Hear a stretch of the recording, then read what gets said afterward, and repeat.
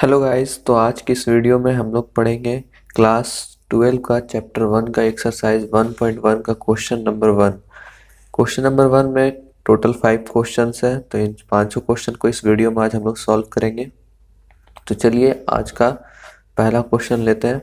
तो क्वेश्चन 1 का जो क्वेश्चन है वो है determine whether each of the following relations are reflexive, symmetric and transitive. Question कह रहा है कि जितने भी इसके अंदर जो भी पार्ट्स दिए गए हैं 1 2 3 4 5, उन सभी का क्या करना है, आपको उसका उन सभी के रिलेशंस को चेक करना है कि वो रिफ्लेक्सिव है, सिमेट्रिक है और ट्रांजिटिव है। तो सबसे पहला क्वेश्चन लेते हैं। देखिए इसमें 5 पार्ट्स है, क्वेश्चन 1 में 5 पार्ट्स है। पहला पार्ट है तो रिलेशन आर, पहला पार्ट है relation R in set A. एक सेट दिया गया है ए जिसके अंदर के एलिमेंट्स है 1 2 14, 1 से लेकर 14 तक इसमें एलिमेंट्स दिए गए हैं। और इसके अंदर जो रिलेशन डिफाइन किया गया है वो इस तरह से है कि x, y, यानी कि इसके अंदर कोई दो एलिमेंट्स x y, उसके अंदर का रिलेशन, उसके बीच का रिलेशन है 3x minus Y is equal to 0। तो चलिए इसको हम लोग, ये किस रूप में दिया गया है, ये सेट का सेट बिल्डर फॉर्म है। ओके, ये सेट का एक सेट बिल्डर फॉर्म है। तो हम लोग इसको सबसे पहले रोस्टर फॉर्म में लिखते हैं वैल्यूज पुट करके। तो यहाँ 1 से लेकर 14 दिया गया है, तो हम लोग x को पहले 1 लेंगे, फिर 2 लेंगे, फिर 3 लेंगे, इस तरह से 14 तक हम लोग x की वैल्यू पुट करेंगे और y की वैल्यू निकालेंगे। तो सबसे पहले जो 3x माइनस वाई रिलेशन दिया गया है इसको हम लोग यहाँ पर लिखते हैं r is equal to 3x minus Y is equal to 0। ये हमारा रिलेशन दिया गया है। अब इसको 3x को हम लोग इधर रख लेंगे, इज इक्वल टू क्या हो जाएगा, वाई इधर जाएगा तो माइनस क्या हो जाएगा, पॉजिटिव में आ जाएगा। तो 3x is equal to Y. अब y को हम लोग आगे कर लेते हैं और 3x को राइट हैंड साइड में कर लेते हैं। अब पुट करते हैं हम लोग सबसे पहला value, put x is equal to 1। जब पुट हम लोग x इज इक्वल टू 1 करेंगे तो 3 इंटू 1 हो जाएगा, तो y इज इक्वल टू आ जाएगा 3। तो पहला हमारा रिलेशन क्या बन गया, 1,3, पहला पेयर 1,3 बन गया। इस तरह से हम लोग अगर पुट करते हैं 2, put x is equal to 2, तो y इज इक्वल टू क्या हो गया, 3 इंटू 2, अर्थात इसका मीनिंग क्या हुआ, y इज इक्वल टू 6।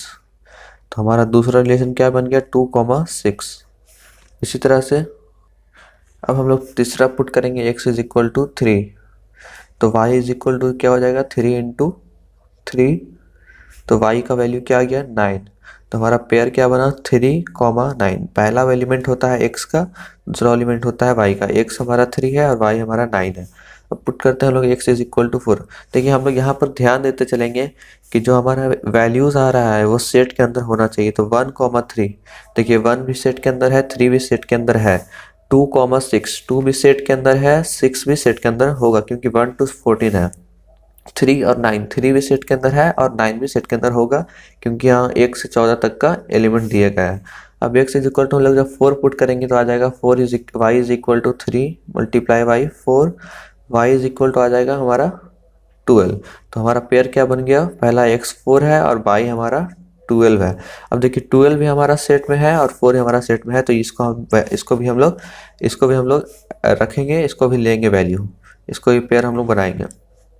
अब y इज इक्वल टू हम लोग 5 पुट करते हैं तो आता है 3 into 5, y is equal to 15। अब यहाँ देखिए 5 तो हमारा सेट के अंदर है, लेकिन जो 15 है वो हमारा सेट के अंदर नहीं है क्योंकि यहाँ से 14 तक दिया गया है वैल्यू एरी का, तो ये हम लोग पेयर नहीं लेंगे। ठीक है, तो ये जो हमारे पास रिलेशंस बनेंगे, अब इसके आगे हम लोग 6 7 8 से 14 तक जब पुट करेंगे तो वो 14 से ऊपर आएगा, जो y का वैल्यू होगा वो 14 से हमेशा ऊपर आएगा। तो हम लोग जो है सिर्फ यहीं तक लेंगे, 1 से लेके x इज इक्वल टू 4 तक की वैल्यू लेंगे और इसका जो रिलेशन बनेगा बस उसी को हम लोग रिलेशन मानेंगे। तो हम लोगों ने सेट बिल्डर फॉर्म को रिलेशन को हम लोगों ने रोस्टर फॉर्म में लिख लिया। किस तरह से, तो रोस्टर फॉर्म में लिख लेते हैं हम लोग पहले। तो r इज इक्वल टू क्या हो जाएगा, चारों जो हमारा पेयर्स आए हैं उनको हम रिलेशन के अंदर लिख देंगे। तो पहला है 1,3, दूसरा है 2,6, तीसरा है 3,9 एंड चौथा है 4,12। ओके, तो ये हमारा किस रूप में आ गया, अब ये रोस्टर फॉर्म में आ गया। सेट बिल्डर फॉर्म में क्या होता है ना गाइस कि जब हम लोग सेट बिल्डर फॉर्म में लिखते हैं तो वो थोड़ा मुश्किल होता है हम लोगों को रिफ्लेक्सिव, सिमेट्रिक और ट्रांजिटिव चेक करने में। लेकिन जब उसको हम लोग रोस्टर फॉर्म में लिख लेते हैं तो हम लोगों को आसानी हो जाता है इस चीज़ को चेक करने में। तो ये हमारा क्या हो जाएगा, रोस्टर फॉर्म हो जाएगा। चलिए अब हम लोग चेक करते हैं कि ये रिफ्लेक्सिव है, ट्रांजिटिव है और सिमेट्रिक है या नहीं। तो सबसे पहला हम लोग देखते हैं रिफ्लेक्सिव। तो R इज रिफ्लेक्सिव। ओके, तो गाइज रिफ्लेक्सिव होने का जो हमारा क्राइटेरिया है वो क्या है, तो उसका क्राइटेरिया है, उसका जो कंडीशन है वो है कि A, बिलोंग्स टू R। मतलब अगर कोई भी एलिमेंट जो हमारा सेट के अंदर है तो उसका जो रिफ्लेक्सिव है वो भी हमारा सेट के अंदर होना चाहिए। तो A, बिलोंग्स टू R हमारा कंडीशन हुआ। तो हम लोग सबसे पहला एलिमेंट 1 लेते हैं। तो यहाँ पर जब हम लोग 1 ले रहे हैं तो क्या हो रहा है, देन अगर हम लोग 1 ले रहे हैं तो 1, 1, तो हमारा हम लोग देख पा रहे हैं कि 1 तो है लेकिन इसका रिफ्लेक्सिव यानी कि 1 दोबारा 1 हमारा सेट के अंदर नहीं है। तो ये हम लोग क्या कहेंगे कि नॉट बिलोंग्स टू R है, ये रिलेशन बिलोंग नहीं करता है। तो इसी तरह से जब हमारा पहला ही जब बिलोंग नहीं कर रहा है तो हम लोग क्या देखते हैं कि जितने भी 1 to 14 है इन सभी का रिफ्लेक्सिव होना चाहिए, तभी वो रिफ्लेक्सिव रिलेशन कहलाता है। तो यहाँ जब हमारा पहला ही जब रिलेशन रिफ्लेक्सिव नहीं है तो हमारा 1 to 14 भी रिफ्लेक्सिव नहीं होगा, ये हम लोग मानते हैं रिफ्लेक्सिव नहीं होगा, not belongs to R। Okay, तो हम लोग कहेंगे कि R इज नॉट रिफ्लेक्सिव।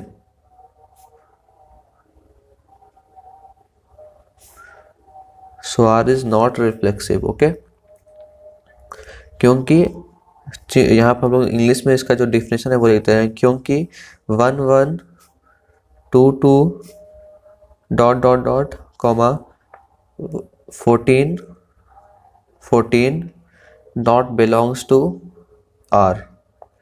ये हम लोगों का पहला हो गया प्रूफ, ये रिफ्लेक्सिव नहीं है। अब हम लोग दूसरा चेक करते हैं कि ये सिमेट्रिक है या नहीं। तो गाइस जब हम लोग दूसरा चेक करते हैं ये सिमेट्रिक है या नहीं, तो R इज सिमेट्रिक।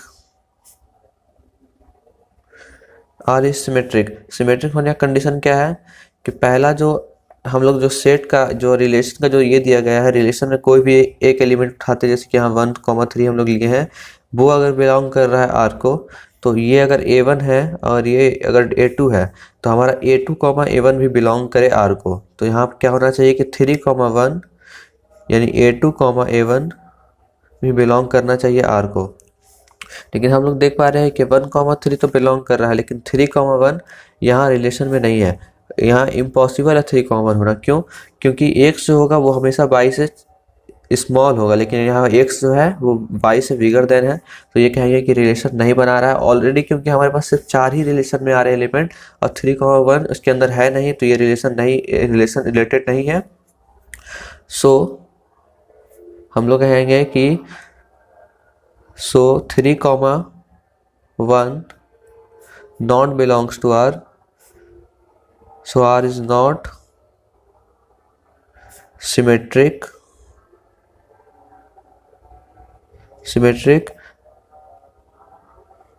ओके, क्योंकि हमारा 1, 3 बिलोंग कर रहा है रिलेशन को, लेकिन 3, 1 बिलोंग नहीं कर रहा है रिलेशन को, तो ये सिमेट्रिक भी नहीं है। हम लोग थर्ड चेक करते हैं ये ट्रांजिटिव है या नहीं। हम लोग थर्ड चेक करते हैं कि R इज ट्रांजिटिव। तो सबसे पहला R इज ट्रांजिटिव होने का कंडीशन क्या है कि A1, A2 अगर बिलोंग्स टू R है और A2, A3 भी बिलोंग्स टू R है, तो A1, A3 भी बिलोंग करना चाहिए रिलेशन को। तो कोई भी एक एलिमेंट हम लोग लेते हैं, यहाँ चलिए 1, 3 लेते हैं। इसको अगर A1, ये अगर A1 है तो ये A2 होगा, ये बिलोंग कर रहा है R को क्योंकि रिलेशन के अंदर है। इसी तरह से अगर हम A2, A3 यानी जिस एलिमेंट के अंदर पहला एलिमेंट 3 हो उसको हम लोग लेंगे। तो पहला एलिमेंट 3 है, किसके अंदर है 3, 9 में, तो ये दूसरा एलिमेंट हमारा A2, A3 हो गया, क्योंकि A2 यहाँ भी है, A2 यहाँ भी है, ये बिलोंग्स टू R है। तो इन दोनों अगर ये दोनों है तो हमारा क्या होना चाहिए, A1, A3 भी बिलोंग करना चाहिए R को। तो 1, 9 भी बिलोंग करना चाहिए R को, लेकिन क्वेश्चन में जब हम लोग जब देख रहे हैं रिलेशन में तो 1, 9 बिलोंग नहीं कर रहा रिलेशन को। तो हम लोग यहाँ लिखे कि hence R is not transitive क्यों? क्योंकि as 1,3 3,9 belongs to R, but 1,9 not belongs to R. Okay, hence R is not transitive. अब यहाँ लिख देंगे हम लास्ट में क्वेश्चन के कि hence R is not transitive, symmetric, not transitive, symmetric and reflexive. देखिए इसको हम लोग प्रूव भी कर सकते हैं किस तरह से। यहाँ 1,3 है, यहाँ 3,9 है, इन दोनों का हम लोग पहले रिलेशन को भी पुट करते हैं। तो रिलेशन हमारा क्या है? 3x minus Y is equal to 0। अगर यहाँ x मेरा 1 है, 3 हमारा y है, तो 3 into 1 minus 3 is equal to 0। तो क्या आ जाएगा? 3 माइनस 3 इज इक्वल टू 0, यानी 0 इज इक्वल टू 0। ओके, इस तरह से दूसरा क्या है हमारा? दूसरा है 3,9 है, 3x यानी 3 into 1 minus 9 is equal to 0। तो ये आ जा रहा है क्या? 3 माइनस, देखिए यहाँ 3 इंटू 3 होगा, क्योंकि x की वैल्यू 3 पुट करेंगे तो ये हो जाएगा 9 माइनस 9 इज इक्वल टू 0, यानी 0 बराबर है 0 के। ये दोनों इक्वल है, ये दोनों इक्वल है। लेकिन वही अगर हम लोग इसका जो वैल्यू है वो पुट करें 1,9 का, तो 3 into 1 minus 9 equal to 0, 3 minus 9 equal to 0, ये आ जाएगा हमारा -6 इक्वल टू 0। तो ये हमारा 0 के बराबर नहीं है, इसलिए ये रिलेशन के अंदर नहीं है। सो 1,9 नॉट बिलोंग्स टू आर। इस तरह से भी हम लोग प्रूव कर सकते हैं वैल्यूज पुट करके रिलेशन के अंदर। अब हम लोग सेकंड देखते हैं, सेकंड क्वेश्चन इसका।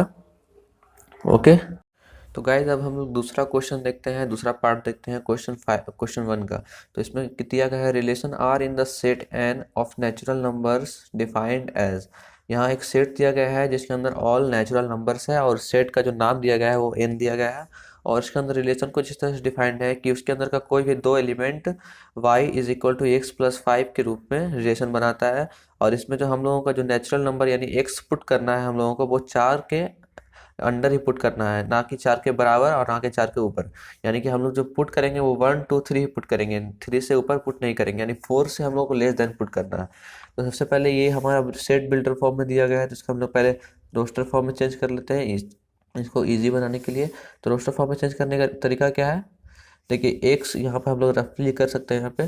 तो हम लोग y is equal to X plus 5 relation दिया गया है, हम लोग को 1 2 3 पुट करना है एक्स में। तो सबसे पहले 1 पुट करते हैं, तो 1 प्लस 5 क्या हो जाएगा? 6 हो जाएगा। रिलेशन क्या बनेगा यहाँ?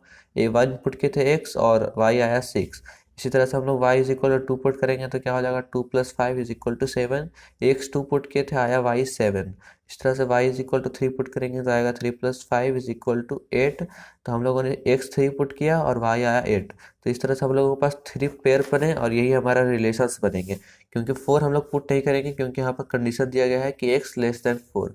तो हम लोगों का जो पेयर्स है उनको हम लोग रिलेशन में लिख देंगे। पहला है 1,6, उसी तरह से दूसरा है 2,7, इसी तरह से 3,8। ये हमारा थ्री रिलेशंस के अंदर 3 रिलेशंस आ गए। अब हम लोग प्रूव करेंगे कि ये रिफ्लेक्सिव है या नहीं, या ट्रांजिटिव है या नहीं, या सिमेट्रिक है या नहीं। सबसे पहले रिफ्लेक्सिव देखते हैं। तो रिफ्लेक्सिव होने का कंडीशन सेम है, A1 A, belongs to are. लेकिन हम लोग देख रहे हैं कि यहाँ कोई भी ऐसा एलिमेंट जो नहीं है जो खुद के साथ रिफ्लेक्सिव है। तो ये क्या हो गया हमारा? पहला ही एलिमेंट हम लोग ऐसे लिख सकते हैं कि इफ इट इज सीन, ये दिख रहा है, इट इज सीन या दिख रहा है, ये साफ दिख रहा है कि this in that 1,1 not belongs to R. अगर एक हम लोग नेचुरल नंबर एक ले रहे हैं तो वो एक साथ मतलब एक हम लोग एक नेचुरल नंबर है, क्योंकि यहाँ पर क्या कहा जा रहा है कि नेचुरल नंबर ही लेना है, लेकिन वो 4 से कम हो तो हम लोग एक ले लिए। अब एक का रिफ्लेक्सिव यानी एक इस रिलेशन में नहीं है, तो ये not belongs to R. So हम लोग क्या करेंगे? R is not reflexive. दूसरा चेक करते हैं हम लोग, ये सिमेट्रिक है या नहीं। आर इज सिमेट्रिक और नॉट। तो सिमेट्रिक चेक करने का तरीका क्या है कि A1, A2 बिलोंग करेगा अगर आर को, तो देन A2, A1 भी बिलोंग्स करना चाहिए रिलेशन को। अब हम लोग चेक करते हैं कि ऐसा हो रहा है। हम लोग अगर एलिमेंट 1, 6 यहाँ पर ले रहे हैं, तो 1,6 बिलोंग्स कर रहा है आर को, हम लोग देख पा रहे 1,6 रिलेशन में है, तो क्या 6,1 भी बिलोंग कर रहा है रिलेशन को, 8,2,1 बिलोंग्स कर रहा है रिलेशन को? तो ऐसा तो हम लोग यहाँ पर हो नहीं रहा है, 6,1 रिलेशन में है ही नहीं, तो ये कहेंगे, सॉरी यहाँ पर कट होना चाहिए, 6,1 नॉट बिलोंग्स टू आर, तो कहेंगे इसलिए आर इज नॉट सिमेट्रिक। इस तरह से हम लोगों ने रिफ्लेक्सिव और सिमेट्रिक का देखा। अब थर्ड हम लोग चेक करते हैं क्या ये ट्रांजिटिव है या ट्रांजिटिव भी नहीं है। ट्रांजिटिव चेक करते हैं। ट्रांजिटिव में क्या होता है कि अगर A1 A2 belongs to R है और A2 A3 belongs to R है, देन A1 A3 भी बिलोंग करना चाहिए रिलेशन को। कहने का मतलब है कि यहाँ पर कोई भी अन्य एलिमेंट दूसरा एलिमेंट है और यहाँ पर A2 एलिमेंट है, और जो यहाँ पर A2 एलिमेंट है वही इसका यहाँ पर भी A2 एलिमेंट होना चाहिए। अगर 3 ले रहे तो यहाँ पर भी 3 हो, और यहाँ पर कोई दूसरा एलिमेंट हो, यहाँ पर कोई दूसरा एलिमेंट हो, तो ऐसा होने पर ये जो A1 होगा वो भी A3 के साथ रिलेशन बनाएगा। तो हम लोग पुट करते हैं पहला वैल्यू, कोई भी एक ले लेते हैं 1,6, तो 1,6 तो बिलोंग्स टू आर है। अब 6 के साथ कोई भी ऐसा एलिमेंट नहीं है जो 6 यानी 6 पहला आए और बाद में कुछ आए, ऐसा कोई भी एलिमेंट इसमें नहीं है, तो हम कहेंगे कि 1,6 बिलोंग्स टू आर है। लेकिन नाउ चूंकि now since there is no pair, there is no since there is no pair in R such that x, y and y, z, यानी ऐसा कोई भी यहाँ पे एलिमेंट्स, यहाँ पे कोई एलिमेंट्स नहीं है इसके अलावा जो x, y यानी इस रूप में है और y, z यानी 6, कुछ अन्य एलिमेंट के रूप में है, ऐसा नहीं है।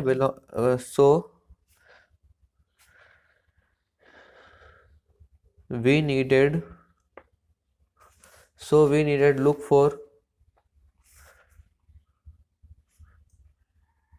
for the ordered pairs y, z, sorry x, z, क्योंकि इसका पहला एलिमेंट और इसका लास्ट का element x, z in r is not transitive, इसलिए r इज नॉट ट्रांजिटिव या ट्रांजिटिव भी नहीं है। हैंस इसलिए r is not reflexive nor symmetric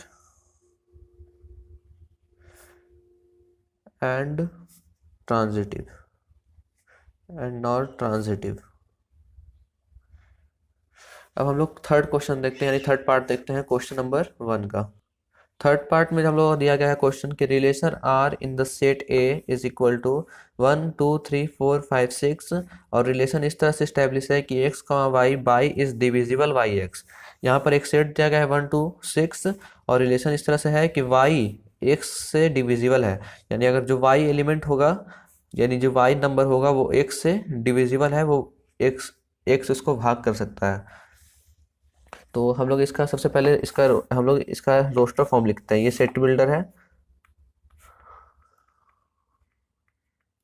हम लोग इसका रोस्टर फॉर्म लिखते हैं। तो रोस्टर फॉर्म लिखने का तरीका क्या है, पुट करेंगे हम लोग वैल्यूज। तो देखिए y is divisible by x, यानी जो y होगा वो x से हर बार डिवाइड होगा। तो कौन कौन सा वो एलिमेंट होगा, अगर हम लोग 1 पुट करें तो 1 खुद से डिवाइड हो सकता है, ठीक है, यानी x y ये हम लोग का y है तो x ये है, तो x से डिविजिबल वाला ये है। इसी तरह से 1,2 हो गया, उसके बाद हम लोग लेंगे 2,2, 2 भी 2 से डिविजिबल है, लेकिन 1,2 नहीं लेंगे, ठीक है, क्योंकि 1 जो है क्या है y है और 2 मेरा x है, तो 2 भाग नहीं कर सकता है 1 को, पूरा कंप्लीट भाग का बात किया जा रहा है। 2,2 भाग हो सकता है। उसी तरह से 2,3,3 यानी 3 भी 3 से भाग हो सकता है। इस तरह से हम लोग देंगे यहाँ पर 4,6, यानी जो 4 है वो भी भाग हो सकता है 6 से। उसी तरह से हम लोग लेंगे 1,1 यहाँ भाग हो सकता है, 2,2 हो सकता है, 3,3 से हो सकता है, 1,6 भी हो सकता है, 1,5 भी हो सकता है, 1,3 भी हो सकता है। हम लोग यहाँ लिख लेते हैं सिंपल से इसका रोस्टर फॉर्म। तो सबसे पहला 1,6 खुद से भाग हो सकता है। देखिए एक वाई वन क्या है हमारा, वाई है, Y is divisible I. X मेरा 6 है तो 6 1 जो है 6 को ही भाग कर सकता है, क्योंकि 6/1 क्या होता है हमारा, इक्वल टू 1 ही होता है। इसी तरह से हम लोग अगर 1,5 लें, ये भी भाग होगा, 5 को 1 भाग कर सकता है, तो 5/1 क्या हो जाता है हमारा, 1 ही होता है, तो कंप्लीट भाग कर सकता है। इस तरह से 1,4 होगा, 1,3 होगा, फिर 1,2 होगा, 1,1 होगा। नाउ 2,4 होगा, 4 को ही भाग कर सकता है, 2,6 होगा, 2,2 होगा, 3,3 होगा, 3,6 होगा, 4,4 होगा, एंड 5,5 होगा, एंड 6,6 होगा।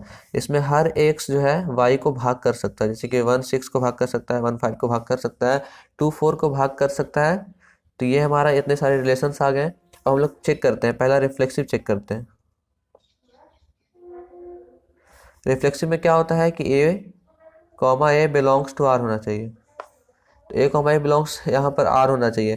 तो यहाँ पर एलिमेंट्स है 1 to 6, तो हम लोग चेक करना है कि क्या 1 1 2 2 3 3 4 4 ये सभी आ रहे हैं रिलेशन के अंदर। तो चेक करते हैं यहाँ पे। तो हम लोग यहाँ पर देख पा रहे हैं कि इसमें वी नो दैट, हम लोग जानते हैं कि वी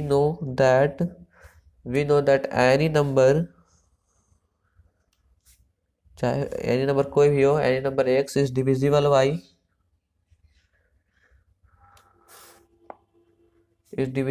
इटसेल्फ। कहने का मतलब क्या है कि ए अगर हम लोग 1,1 ले रहे हैं तो वो हर एक नंबर खुद से डिविजिबल होगा, यानी 1 1 से डिविजिबल होगा, 2 2 से डिविजिबल होगा।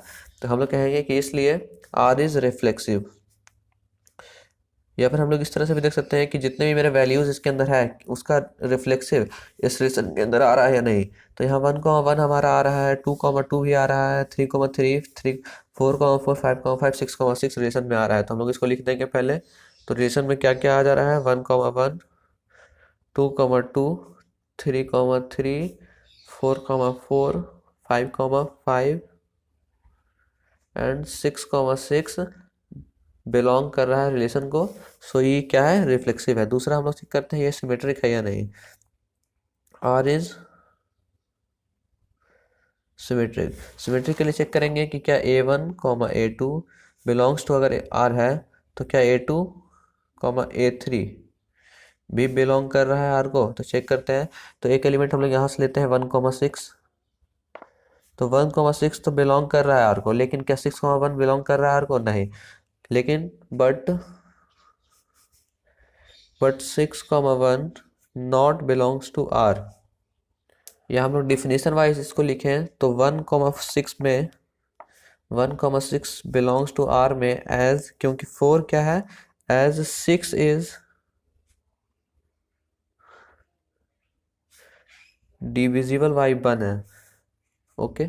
लेकिन बट 4 जो हमारा 6,1 है, 6,1 बिलोंग्स टू आर में एज 6 इज नॉट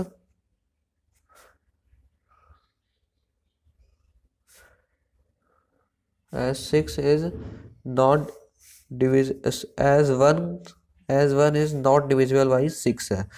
क्योंकि इस 6 को हम लोग 1 से भाग कर सकते हैं, लेकिन 1 को 6 से कंप्लीट भाग नहीं किया सकता है, इसलिए R इज नॉट सिमेट्रिक।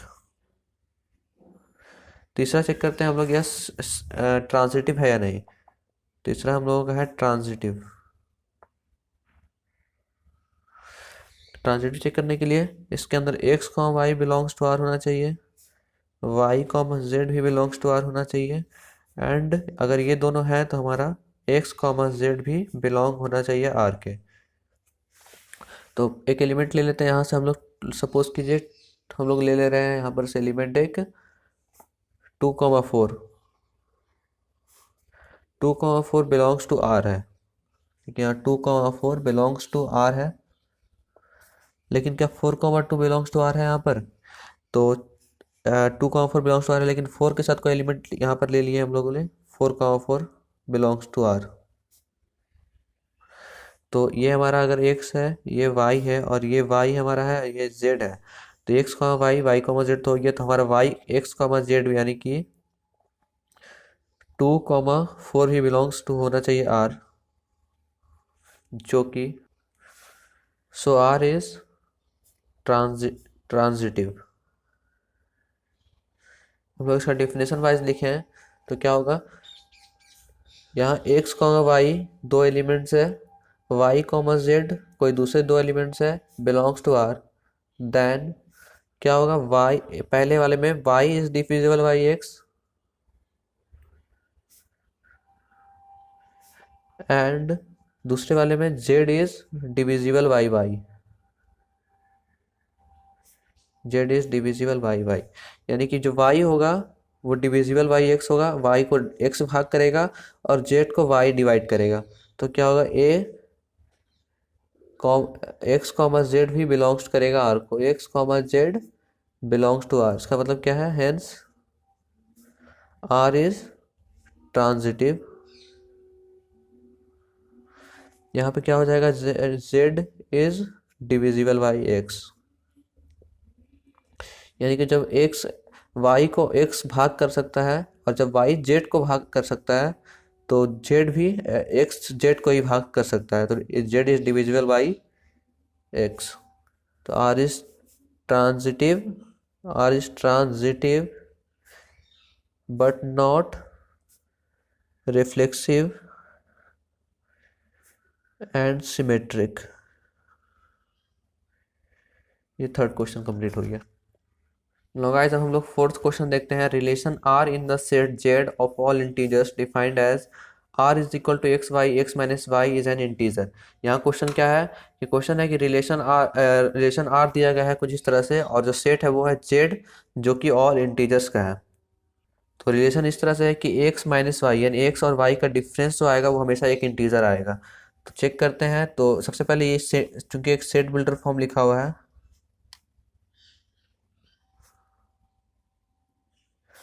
चूंकि एक सेट बिल्डर फॉर्म लिखा हुआ है, तो अगर हम लोग इसका अभी हम लोग रोस्टर फॉर्म इसका बनाने जाएंगे तो बहुत टाइम लग जाएगा, क्योंकि x माइनस वाई हमेशा इंटीजर होगा। क्योंकि हम लोग दो इंटीजर्स को, यानी दो नंबर को अगर हम लोग माइनस कर रहे हैं तो वो भी एक इंटीजर ही आएगा, ये प्रूव है। तो चलिए हम लोग सबसे पहले इसका चेक करते हैं हम लोग कि पहला एक रिफ्लेक्सिव है या नहीं। तो रिफ्लेक्सिव चेक करते हैं। तो रिफ्लेक्सिव चेक करने का तरीका क्या है कि for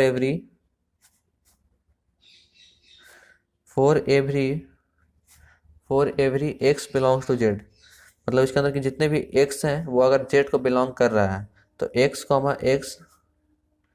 belongs to R S, क्योंकि एक्स अगर जेड जेड के अंदर अगर जेड जो हमारा सेट दिया गया है इंटीजर्स का, उसके अंदर अगर एक्स है, कोई भी एक एक्स वैल्यू है वो है, तो एक्स बिलोंग्स टू आर होगा। क्यों?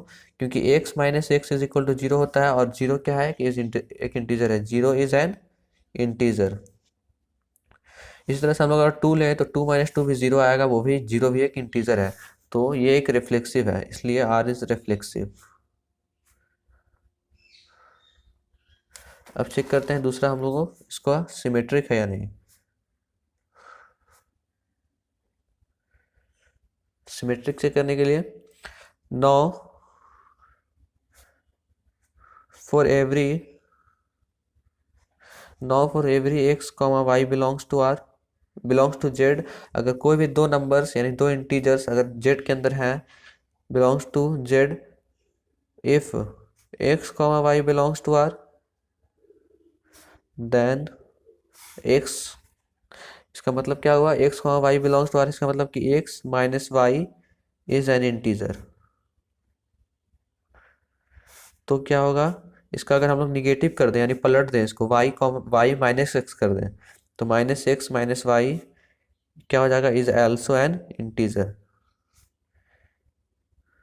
तो होगा क्या यहाँ, एक्स मेरा माइनस में चल जाएगा, वाई मेरा प्लस में चल जाएगा, तो हो जाएगा यहाँ क्या, वाई कॉमा एक्स हो जाएगा।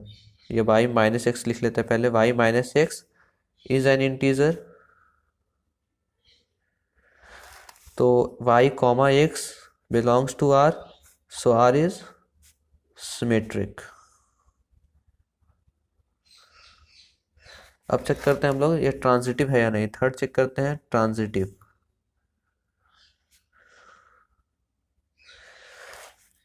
तो let x comma Y and Y comma Z belongs to R.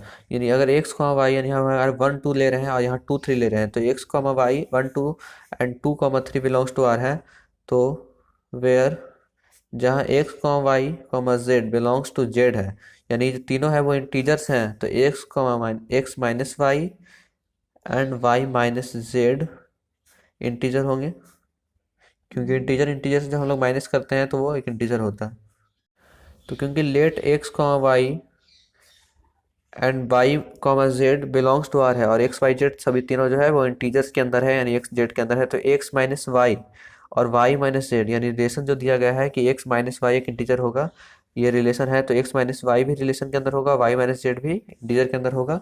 तो ये दोनों तो बिलोंग कर रिलेशन को, तो एक्स माइनस जेड भी क्या होगा, एक्स माइनस जेड। इन दोनों को हम लोग जब ऐड करेंगे x minus y plus y minus z, तो एक्स वाई वाई से कट जाएगा क्योंकि माइनस में है, ये प्लस में है, और एक्स माइनस जेड बच जाएगा। तो एक्स माइनस जेड भी क्या होगा, is an integer, is an integer. और ये भी क्या था हमारा, ये दोनों भी इंटीजर था। तो एक्स कॉमा जेड क्या हो जाएगा, x comma Z belongs to R, so R is transitive.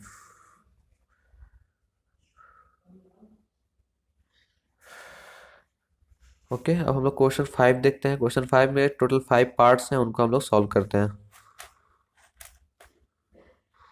Okay तो गाइज अब हम लोग क्वेश्चन 5 का जो पार्ट ए है वो देखते हैं। तो क्वेश्चन 5 क्या दिया है, relation R in the set A of human beings in a town at a particular time given by.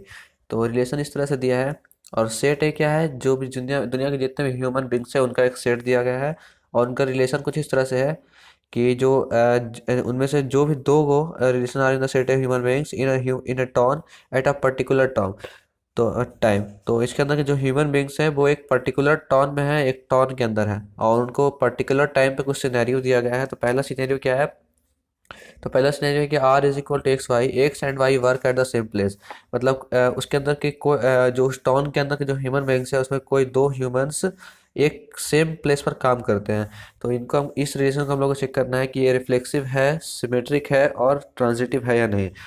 तो सबसे पहले चेक करते हैं कि ये रिफ्लेक्सिव है कि नहीं। तो रिफ्लेक्सिव होने के लिए x comma x belongs to R होना चाहिए। तो हम लोग यहाँ पे देख पा रहे हैं कि अगर कोई भी ह्यूमन बींग्स एक्स है तो वो क्या होगा, वो इसका जो रिफ्लेक्सिव है वो भी एक ह्यूमन बींग ही है, एक सेम ह्यूमन बींग है, तो क्या होगा, वो आर इज रिफ्लेक्सिव। तो दूसरा है कि x comma y is belongs to R है, मतलब कोई दो ह्यूमंस अगर रिलेशन में है, जैसे कि अगर कोई दो ह्यूमन एक पर्टिकुलर जगह पर एक सेम प्लेस पर काम कर रहे हैं, तो एक्स इसका मतलब क्या होगा कि x and y work at the same place. X और वाई जो है वो दोनों एक ही सेम प्लेस पर काम कर रहे हैं।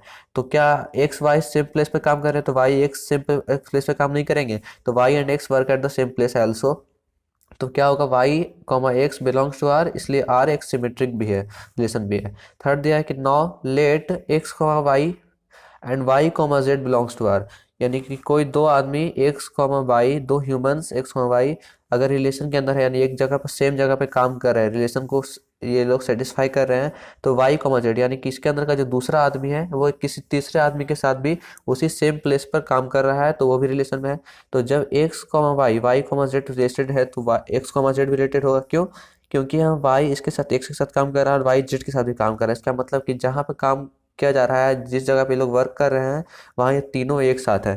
तो x and y work at the same place and y and z work at the same place. तो एक्स और जेड भी वही होंगे, क्योंकि जहाँ पर जेड है वहीं पर वाई है, और एक्स जो है वहीं पे काम कर रहा है जहाँ पर वाई है। तो x and z work at the same place, x comma Z belongs to R, so R is transitive. तो यहाँ क्या हो रहा है कि hence R is reflexive, symmetric and transitive. इस सिनेरियो में तीनों जो है हम लोगों का सेटिस्फाई हो रहा है, ये रिफ्लेक्सिव भी है, सिमेट्रिक भी है और ट्रांजिटिव भी है। अब हम लोग पार्ट 2 इसका देखते हैं।